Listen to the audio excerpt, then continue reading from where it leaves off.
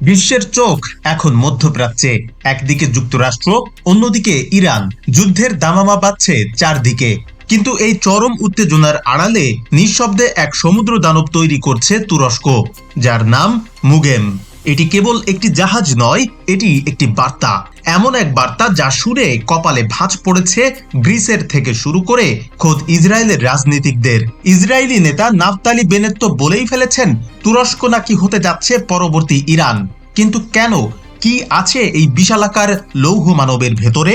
2025 সালের August president Erdogan যখন এই প্রকল্পের সবুজ সংকেত দিয়েছিলেন, তখন অনেকেই ভেবেছিলেন এটি স্রেফ একটি সাধারণ জাহাজ। কিন্তু না, 60,000 টন ধারণ ক্ষমতার এই রণতরীটি হতে যাচ্ছে তুরস্কের ইতিহাসের সবচেয়ে বড় যুদ্ধ জাহাজ। 285 মিটার দীর্ঘ এই দানবটি আকারে ফ্রান্সের বিখ্যাত শার্লক দ্য গলের চেয়েও বড়।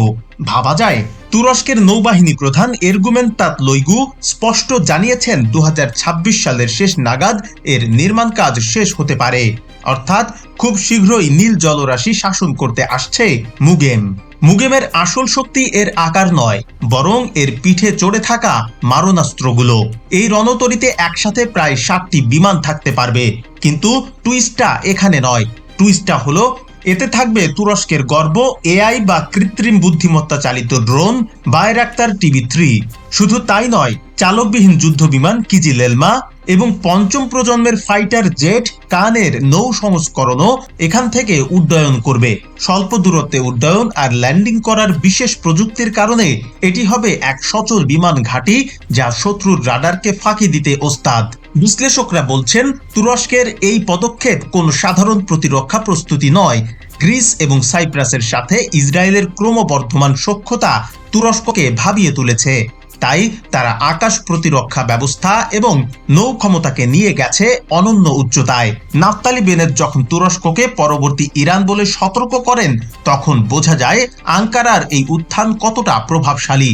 মুগেম কি তবে ভূমধ্য সাগরে নতুন কোনো শক্তির ভারসাম্য তৈরি করতে যাচ্ছে? এটি কি কেবল প্রতিরক্ষা, নাকি কোনো বড় অভিযানের পূর্ব প্রস্তুতি? বিশ্ব যখন বড় শক্তির যুদ্ধে ব্যস্ত, তুরস্ক তখন নীরবে নিজেকে প্রস্তুত করছে ভবিষ্যতের মহানায়ক হিসেবে। মুগেম কি পারবে অটোম্যান সাম্রাজ্যের সেই হারানো নৌ গৌরব ফিরিয়ে আনতে? আপনার কি মনে হয়, তুরস্কের এই সামরিক শক্তি বৃদ্ধি কি এশিয়ায় শান্তি আনবে, নাকি নতুন কোনো সংঘাতের সূচনা করবে?